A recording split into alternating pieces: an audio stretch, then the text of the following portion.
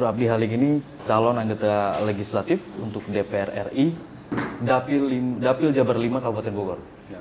Betul ya, Bro? Betul. Bro Abdi. Bro Abdi, kenapa Kabupaten Bogor? Kenapa di Bogor? Ya. Kenapa di Bogor? Karena memang saya usahanya di Bogor. Saya sudah merintis di sini belasan tahun yang lalu dan saya banyak pengalaman di Kabupaten Bogor dan melihat sendiri bagaimana masyarakat Bogor itu bertumbuh dan berkembang selama periode-periode itu, dan saya mempunyai ketertarikan untuk Kabupaten Bogor lebih daripada saya punya background sebelumnya. Apa yang menjadi ketertarikan Bro Abdi? Ya. Dunia apa? Fokusnya di mana? Bidang apa? Ya, sebenarnya Bogor ini tempat di mana saya mendapatkan ketenangan ya, karena dia udaranya yang sejuk dan juga oksigen yang begitu banyak dan juga pemandangan yang indah, luar biasa Kabupaten Bogor ini, dan juga masyarakatnya ramah-ramah. Dan untuk itu saya pernah melakukan mencoba usaha dan berkembang dengan bagus di sini. Saya punya resort, saya punya cafe di sini, yang akhirnya membuat saya mencoba lebih lagi bisa bersama-sama dengan masyarakat Kabupaten Bogor untuk membantu Bogor ke depannya. Iya, di usaha jasa pariwisata begitu ya? Iya, Bro jasa, Abdi, ya? iya jasa. Kabupaten Bogor ini di mata Bro Abdi ya, terutama di dunia pariwisata, apa sih potensi yang bisa kita gali dan belum tergali? Ya, kalau kita lihat ya di Kabupaten Bogor ini, yang nggak bisa dimiliki oleh tempat-tempat lain, udaranya kan udara bersih. Ya, dia punya udara, pemandangan yang indah. Kalau di Jakarta itu kita susah melihat langit karena begitu kabutnya. Yeah. Di Bogor ini masih bisa kita lihat birunya langit. Luar biasa itu. Nah, kemudian tujuan-tujuan pariwisata di sini masih banyak yang perlu digali. Bukan hanya kita lihat puncak, taman safari, kebun teh, masih banyak. Ada air terjun, ada sungai, masih banyak hal-hal yang bisa digali. Nah, cuman memang kurang dieksplor, Jadi dibutuhkan akses ke pedalaman, akses transportasi ke pedalaman-pedalaman di mana muncul air panas, tetapi belum ada akses yang memadai untuk bisa masuk ke dalam gitu. Nah, ini yang harus dibangun nih. Nah, kemudian harus juga dibantu masyarakatnya supaya menjadi siap untuk menerima tamu-tamu yang akan datang untuk menuju destinasi wisata itu. Ya, kita lihat di Bali misalnya, bagaimana sudah terbentuknya habit masyarakat untuk wisatawan-wisatawan datang gitu. Mereka sudah begitu ramah kepada wisatawan. Artinya memberdayakan masyarakat di sekitar lokasi wisata itu ya? Iya, gitu ya, Bro? Pertama kita membutuhkan akses menuju tempat itu. Oke, akses. Berarti ini yang selama ini menjadi kendala gitu ya? Masih menjadi kendala. Oke. Nah, kemudian masyarakatnya harus siap untuk menerima tumpahan wisatawan yang akan datang. Gitu. Oke. Nah, kemudian tentunya membangun fasilitas di situ, mungkin penginapan, bintang 1, bintang 2, bintang 3, dan seterusnya. Dan juga tempat kafe-kafe yang dibangun supaya orang bisa berlama-lama di tempat itu. Nah, ini semua harus dilakukan. Dan ini banyak sekali ada di Kabupaten Bogor, di berbagai tempat. Wisata yang seperti apa sih ini? Saya tertarik nih di dunia pariwisata khususnya Bogor. Karena kita juga tidak lama lagi akan kehilangan potensi pendapatan di dunia pariwisata karena ibu kota akan pindah, gitu kan, Bro. Dan selama ini kota dan Kabupaten Bogor ini banyak pendapatan daerahnya dari segi jasa pariwisata.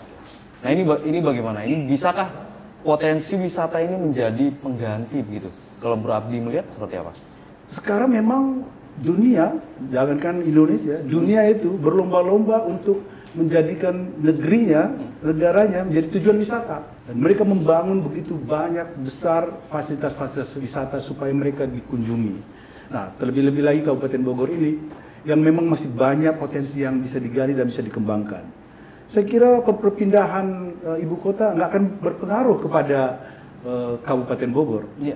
Khususnya di dalam bidang pariwisata ini kita bukan mau hanya orang pemerintahan yang akan datang ke Bogor, tetapi masyarakat umum, masyarakat lokal, masyarakat mungkin Bogor datang dari Sumatera, akses itu akan terus bertambah baik sehingga barangkali orang dari Malaysia pun bisa langsung datang ke Bogor. Semisal wilayah mana, titik mana yang layak kita jual nih ke masyarakat mancanegara? Katakan Puncak seperti itu atau bagaimana? Kalau menurut Bro Abdi? Ya, Puncak itu sudah menjadi gold destination ya, destinasi emas ya, Puncak dengan area semua itu misalnya taman safarinya, taman safari terbesar di Asia kalau Asia Tenggara paling tidak itu. Yeah. Dan juga pengembangan pariwisata ini tadi di berbagai tempat. Kebun Teh itu juga satu tempat yang betul-betul tempat yang bagus untuk dikembangkan. Masih banyak lagi misalnya Cilember curug-curug begitu ya. Curug ya, Cilember, yeah, waterfall. Okay. Itu air terjun ya. Kemudian saya dengar Pak Haritanu juga mau mengembangkan di daerah sini juga, iya. Di Lido atau di mana itu. Ya, betul. Itu artinya perkembangan wisata ke depan di Bogor ini akan semakin pesat dan Bogor akan menjadi suatu tujuan wisata bukan hanya nasional tetapi internasional. Saya masih ingin di dunia pariwisata dulu. Oke, kemudian banyak pengunjung pelancong begitu datang ke Bogor menuju Puncak, tapi kemudian di pintu tol Gadok saja sudah harus menghadapi macet yang begitu panjang dan ini sudah terjadi setiap hari dan semakin menggila di akhir pekan. Bagaimana menurut Bro Abdi? Apa ya langkah-langkah strategis gitu ya yang bisa dilakukan pemerintah dan kemudian didukung oleh DPR RI tentunya kalau Bro Abdi terpilih? Iya, kita lihat di Kabupaten Bogor ini, kita Puncak ya pada umumnya ya, hanya ada satu jalan. Iya. Ya, itu memang dibutuhkan suatu jalan alternatif. Puncak 2 begitu? Iya, termasuk Puncak 2, tetapi tentunya ada jalan dari Jakarta, dari Bandung, dari daerah sekitar, perlu ada jalan alternatif. Apakah itu dari jalan darat, ataukah itu nanti melalui dengan kereta api, atau dengan mode transportasi lainnya, dibutuhkan itu. Ini di Bogor ini sudah puluhan tahun ini macet terus ini. Dia ya tentunya karena hanya ada satu jalan, sementara orang semua kalau sudah ada hari libur merah sedikit aja di kalender itu, iya pasti lari ke Puncak. Lari ke Puncak semua. Iya. Orang sudah bosen itu di Jakarta, apalagi yang panasnya sekarang luar biasa ya. Betul. Nah, orang lari ke Puncak semua. Nah, tetapi kita lihat juga ada bagusnya, karena Puncak itu begitu susah dijangkau pada saat-saat tertentu, akhirnya tujuan wisata itu berpencar. Kita lihat Sentul. Iya. Nah, kita lihat ke arah Sentul Selatan, ke arah Parung, itu mulai tumbuh destinasi-destinasi pariwisata lainnya. Artinya Anda memilih memecah konsentrasi titik-titik pariwisata itu? Ada yang dibawa ke Sentul, ada yang dibawa ke Bogor Barat, katakan seperti itu? Iya, kita itu bukan namanya dipecah. Memang Sentul juga mempunyai suatu destinasi wisata yang bagus. Kita lihat bukitnya itu bisa melihat ke pemandangan yang bagus di malam hari, ya. Dan di situ sudah banyak kafe-kafe, banyak penginapan juga yang sudah dibangun. Okay. Nah, jadi dengan sendirinya orang destinasi wisata itu akan terpencar. Tetapi jangan lupa, itu tidak cukup. Jalan alternatif tadi tetap mesti diperjuangkan. Supaya apa? Supaya tidak hanya di dalam di dalam Cisarua, gitu, Cisarua sampai Puncak Pas, tetapi masih bisa orang ke Puncak 2 gitu ya. Yeah. Yang masih banyak lagi yang bisa dilihat gitu. Masih banyak potensi yang belum tergarap. Nah, ini kalau nggak ada akses, orang juga nggak bisa mendatangi, nggak bisa mendatanginya. Nah, itu jalan alternatif sangat perlu. Dan juga dibutuhkan usaha-usaha kreatif. Misalnya di Bogor ini banyak misalnya yang kita butuhkan kreativitas untuk kerajinan, Iya. kerajinan dan juga makanan. Di Bogor ini kan mungkin bro bisa lihat itu kalau kita ke Bogor itu orang cari apa? Cari asinan Bogor. Iya, betul. Ya. Cari cireng, ya. Makanan-makanan kecil seperti itu sangat masih berpotensi untuk digali. Terus bagaimana packagingnya? Iya. Kita harus coba Kabupaten Bogor itu dengan begitu banyak kekayaan kreativitas makanannya, packagingnya juga harus disertai dengan packaging yang bagus, teknologi yang bagus, pemasaran yang bagus, dan juga harus ada semacam call center. Iya. Call center supaya orang tahu kemana mereka Oke, menarik tuh. kemana mereka pergi. Iya. Untuk spend 1 hari 2 hari, mungkin kalau mereka nggak tahu tujuannya kemana, Iya. mereka kan menjadi bosan. Tetapi kalau ada call center yang mereka bisa hubungi, mereka bisa melihat lagi dengan tujuan-tujuan wisata lainnya. Semacam guide tapi online, real time begitu ya? Betul. Berarti ya, menarik. Iya. Ini masih banyak di Gunung Salak, ada berapa ini Iya. yang masih bisa diekspor. Artinya memang itu harus, tapi saya tertarik gitu, strategi itu, ini belum pernah ada ya, mungkin selama ini belum ya, pemerintah kabupaten mungkin belum menerapkan itu ya, satu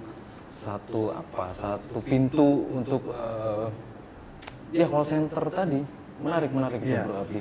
Ya, bisa disebutkan one roof service for tourist information misalnya. Oke. Jadi satu atap dia untuk informasi turis, khususnya di Kabupaten Bogor. Ini pernah Anda suarakan di mana gitu? Atau bahkan Anda sudah pernah melakukan ini di mana?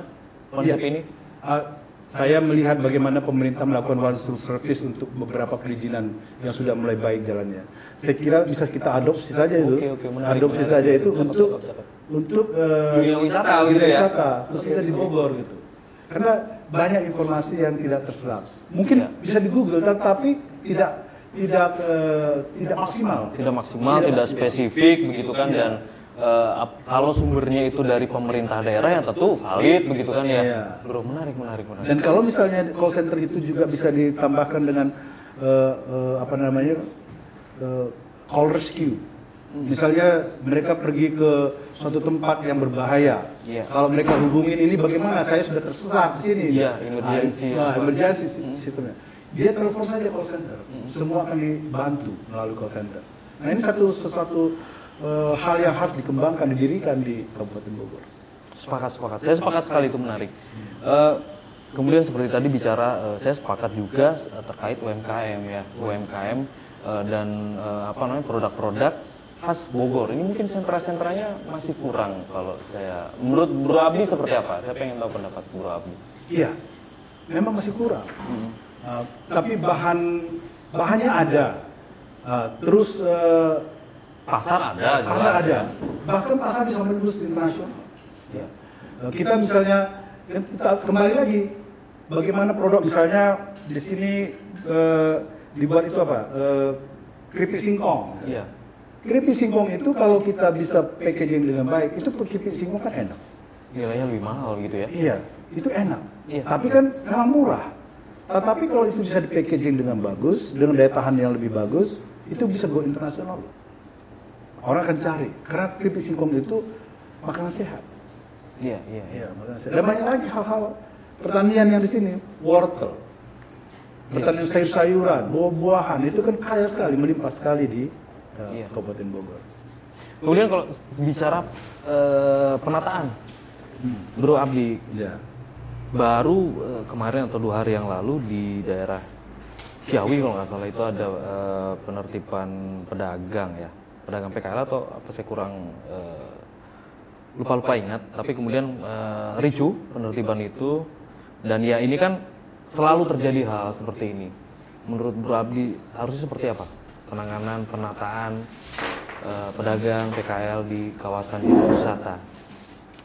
Ya, kalau kita mau menata, itu kan maksudnya bagus, baik. Ya. Tetapi kadang-kadang tata cara menata itu tidak berpihak kepada orang-orang yang memang berjuang dalam kehidupannya seperti itu. Nah, ini yang harus dipikirkan. Kita harus melihat bagaimana mereka juga berjuang hidup. Gitu. Waktu menata, kita harus mencari alternatif tempat. Ya, kita buat alternatif tempat. Ya, pemerintah di Jakarta itu untuk menggusur satu daerah, dia sudah siapkan satu apartemen.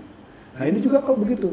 Kalau kita mau memang menata dengan bagus, carilah tempat pemusatan UMKM yang baik. Ini sentra-sentra begitu ya? Sentra-sentra yang diberikan oleh pemerintah.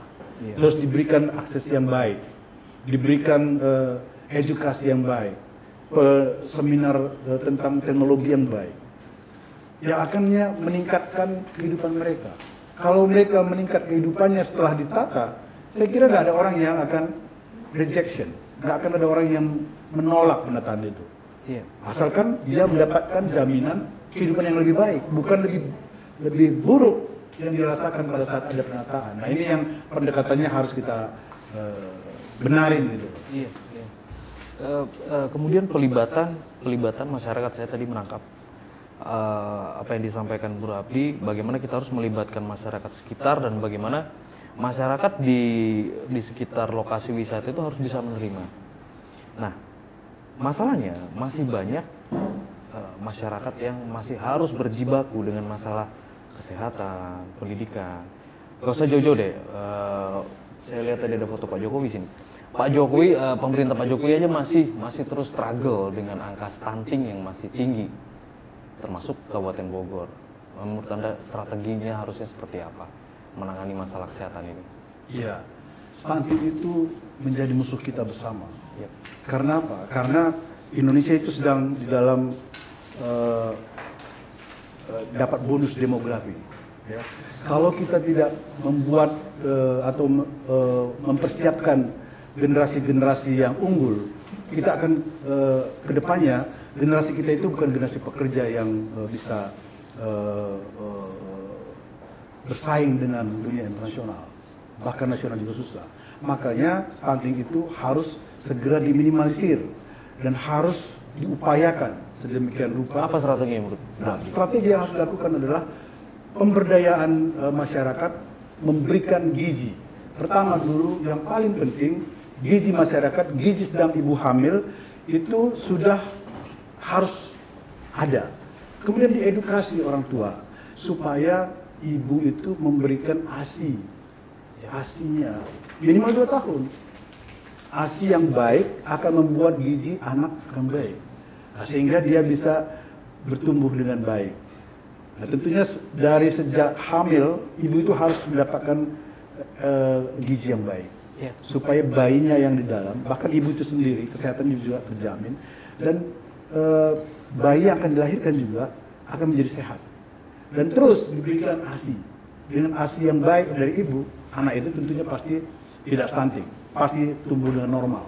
Iya, artinya Bro Abdi melihat selama ini edukasi ini belum merata ya di Kabupaten Bogor ya? Ya. Pertama, edukasi memang belum merata, kesadaran masyarakat belum merata, dan juga gizi tadi. Mungkin karena memang susah pendapatan, jadi tidak menjadi tidak menjadi fokus prioritas untuk itu gitu. Nah, untuk itulah dibutuhkan pelayanan posyandu di puskesmas supaya dari keterangan-keterangan di posyandu itu sang ibu mendapatkan informasi yang benar, mendapatkan teknik cara bagaimana menyusui, sampai berapa lama disusui, dan susu apa yang selain pengganti ASI itu harus diberikan. Semua itu pengetahuan itu harus diberikan kepada masyarakat, terutama ibu-ibu yang sedang hamil. Kemudian fasilitas kesehatan juga, apa yang bisa Bro Abdi perjuangan ketika Bro Abdi terpilih, misal fasilitas kesehatan kita ini masih tersentra begitu ya di kawasan ibu kota Kabupaten Bogor, katakanlah Cibinong begitu. Nah, ini untuk yang wilayah-wilayah yang jauh ini bagaimana Bro Abdi? Pernah nggak Bro Abdi jalan ke lapangan begitu melihat di wilayah-wilayah pedalaman pinggiran Kabupaten Bogor? Iya. Kabupaten Bogor itu kan luas sekali. Iya. dia terdiri dari 40 kecamatan Ya. dan rentangnya itu sangat luas. Kalau nggak salah di sini di Kabupaten Bogor ini ada 5 RSUD ya, rumah sakit umum daerah. Dengan 40 kecamatan, 5 RSUD itu sangat kurang. Sangat kurang. Sangat kurang. Larinya ke RSUD Kota Bogor, itu banyak. Nah, ke Bogor. Tapi jauh. Kalau misalnya dari Cariw, jauh. Iya. Kalau misalnya dari Jasinga, jauh. Jadi harus Kebantu dibangun, mereka. harus dibangun tambahan RSUD. Paling tidak di titik jauh dari RSUD yang terdekat harus dibangun, sehingga masyarakat bisa dengan mudah mendapatkan pelayanan di rumah sakit. Anda akan perjuangkan itu? Kita akan memperjuangkan itu.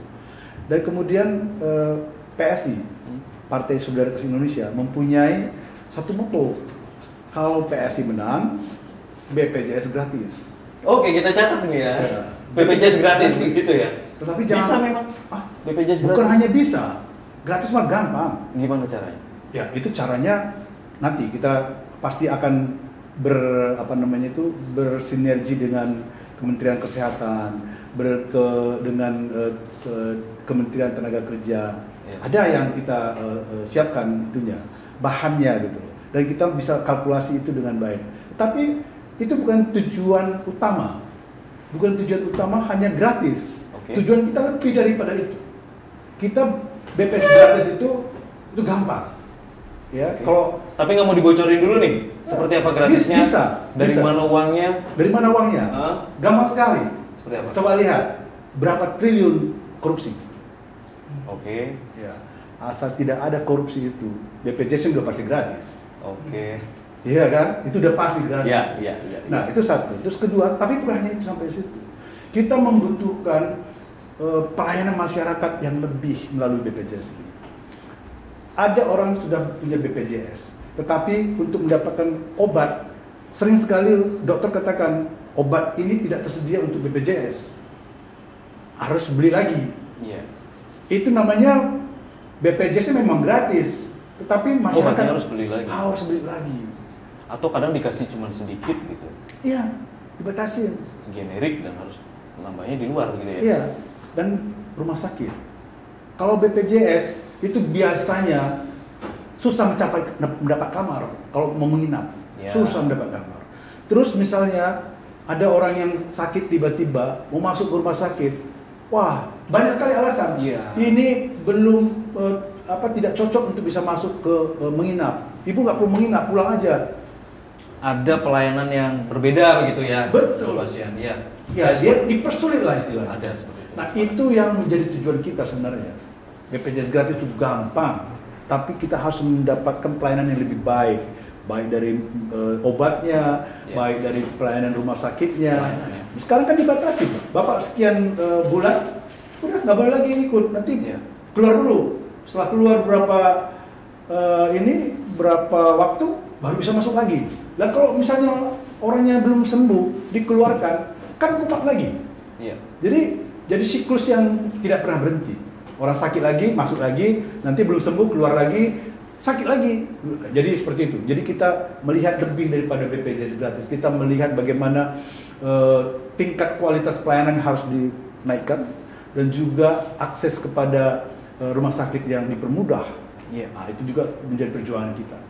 Ya, rumah sakit kan sejatinya hospitality ya. Iya, Ramah tamahan seharusnya. betul. Bro Abdi, saya boleh nih kalau Bro Abdi bisa paparin tadi tuh yang anggaran BPJS itu berapa, kemudian tutupnya dari mana, kalau ada nih, kalau nggak ada ya nggak apa-apa. Iya, masih di dunia kesehatan.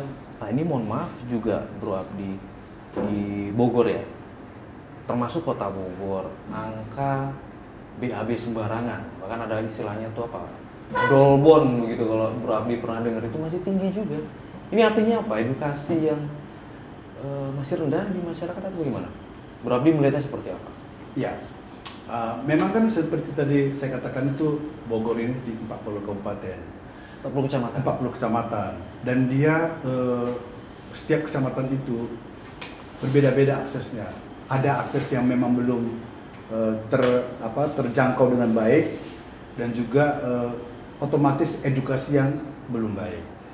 kita memang harus terus mengedukasi ya masyarakat yang tinggal di pedesaan, harus terus diedukasi. PSI punya gerakan-gerakan itu? Oh iya, Katakan apa CSR begitu untuk mengedukasi masyarakat itu?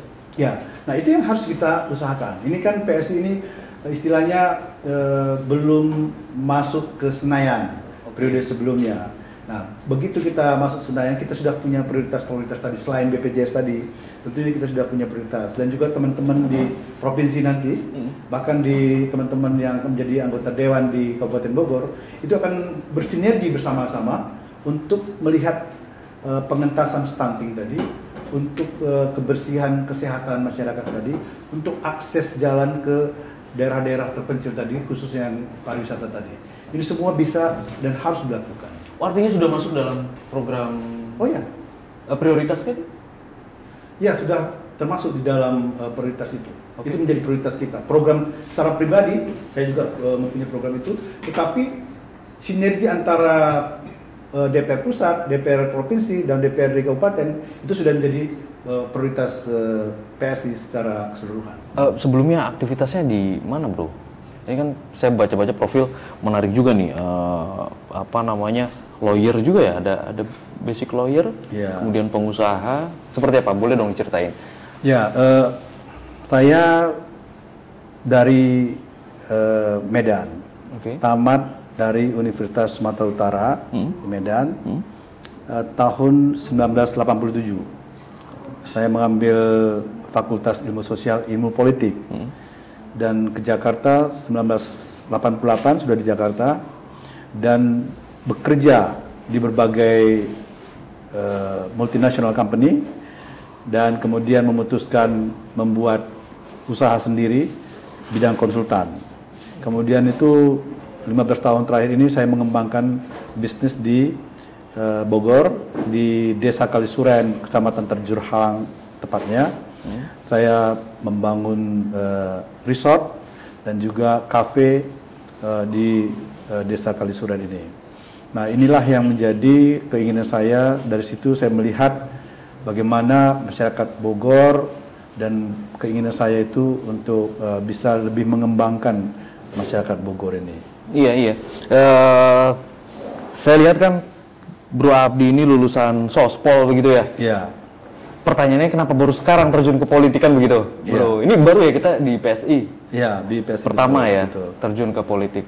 Apa yang Bro Abdi kejar untuk di Bogor ini, seperti apa? Apa yang pengen yang Bro Abdi rasakan nih, gatel nih, gua harus melakukan apa nih? Seperti apa, Bro? Iya. Di waktu saya kuliah itu saya sudah ikut kegiatan sosial kemasyarakatan. Saya sudah menjadi ketua satuan tugas mahasiswa AMPI waktu itu, se-Sumatera Utara, dan juga saya aktif di Menwa, dan kemudian sampai di Jakarta pun saya masih aktif. Bahkan sampai sekarang saya masih terdaftar sebagai bendahara umum PPK Kosgoro. Kosgoro ya, oke. Jadi tapi PPK Kosgoro ini bukan partisan, dia independen. Jadi setiap kadernya bebas masuk ke partai politik mana saja. Nah, kemudian saya melihat setelah saya bekerja tidak ada waktu untuk masuk ke dunia politik, karena pekerjaan saya itu menguras waktu saya. Nah, kemudian sekarang ini walaupun sudah masih ada pekerjaan, tetapi saya sudah bisa memanage dari jauh. Kemudian karena sudah ada orang yang menghandle, dan kemudian anak-anak saya juga sudah besar-besar, mereka sudah tamat sekolah, tamat kuliah semua. Jadi waktunya banyak. Nah, kemudian saya kembali tergerak hatinya untuk menyumbangkan pemikiran, tenaga, daya yang bisa saya lakukan untuk bangsa dan negara ini, yang menjadi cita-cita awal saya waktu saya masih kuliah di dalam bidang politik. Dan ini waktunya saya melihat partai PSI ini menjadi saluran tepat, karena dengan partai pemuda seperti PSI ini saya mau memberikan legasi, memberikan warisan kepada anak-anak saya. Ini partai anak muda yang bisa dipercaya, yang bisa membawa perubahan. Dan saya mau anak-anak saya juga nanti juga ikut di dalam partai ini, untuk mereka juga bisa memberikan sumbangsihnya melalui PSI ini kepada bangsa dan negara. Iya, iya. Oke, jadi artinya ini waktunya pengabdian begitu ya? Yes. Sesuai namanya lah, Abdi. Bro Abdi. Ini tapi saya harus disclaimer nih ya. Saya panggilnya Bro Abdi. Beliau tidak mau dipanggil Om atau Bapak begitu ya. Jadi bukan saya nggak sopan nih, bukan saya lancang ya Bro Abdi ya. Betul. Saya dipanggilnya Bro Abdi, tetapi kalau ketemu nanti di dalam kunjungan-kunjungan di masyarakat Bogor, Ya. saya dipanggilnya Kang Abdi. Oh, Kang Abdi. Iya. Ya. Tetapi secara PSI kita memang harus dipanggil Sapanya Bro kan ya, Iya, di sapanya PSI Bro. ya. Oke. Nah, pengabdiannya seperti apa nih Bro Abdi melihat di Kabupaten Bogor? Apa misalkan katakan ini kan juga kita lagi riuh masalah jalan rusak yang akibat hilir mudik truk tambang dan lain-lain. Apakah itu menjadi perhatian Bro Abdi juga? Oh iya, pasti. Karena salah satu tadi transportasi. Transportasi itu harus ditingkatkan karena untuk menjangkau daerah-daerah tertinggal, khususnya di mana ada tujuan-tujuan wisata yang memang harus dikembangkan. Nah, kalau truk tambang itu melewati jalan umum, itu akan mempercepat kerusakan di jalan umum itu. Harus mempunyai solusi. Apakah itu tambangnya itu dibatasi atau dikasihkan jalan alternatif, hanya jalan alternatif yang boleh dilalui misalnya. Tentunya mesti dibangun lagi jalan alternatif khusus untuk truk tambang. Tapi jalan yang dipakai umum itu harusnya tidak dilewati oleh truk tambang. Sebelum adanya jalan alternatif, tentu ada cara pembatasankah atau memang ada kompensasi pemakai truk tambang itu sehingga perawatan dari jalan itu tetap bisa terjamin dengan baik. Oke. Bro Abdi, tadi kita sudah perkenalkan Bro Abdi ke para calon pemilih begitu ya. Nah, bagi para calon pemilih nih, ketika nanti di pencoblosan, ketika mereka mencoblos nanti, apa sih yang Bro Abdi tawarkan kepada mereka sehingga mereka harus yakin gitu, mereka harus yakin memilih Bro Abdi untuk mewakili aspirasi mereka? Apa yang Anda tawarkan? Iya, sebenarnya saya memiliki satu tema perjuangan untuk secara keseluruhan. Tentunya secara partai tadi sudah jelas, partai PSI itu anti korupsi, anti intoleransi. Dan kita lihat di Bogor juga masih banyak korupsi, masih banyak intoleransi. Tentunya ini akan menjadi PR kami untuk supaya meningkatkan ataupun menekan korupsi dan juga meningkatkan toleransi di masyarakat. Nah, ini menjadi PR dan kekuatan kita sebenarnya di Bogor ini pada saat kita sudah bisa say no kepada korupsi dan juga kita bisa dapat menerima perbedaan antara kita di Kabupaten Bogor ini, itu ada suatu kekuatan. Kalau kita bisa menekan intoleransi, kita bisa hidup rukun bersama, berdampingan, dan juga kita bisa mendorong pemerintahan ini tidak korupsi lagi. Itu akan menjadi kekuatan kita, menjadi kekuatan Kabupaten Bogor untuk tumbuh dan berkembang. Saya kira itu yang perlu diperjuangkan.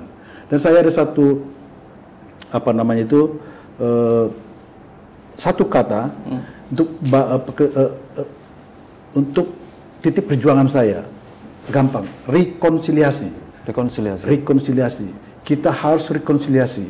Forget masa lalu, lupakan masa lalu. Tetapi mari kita mulai sekarang ini rekonsiliasi, bergandengan tangan.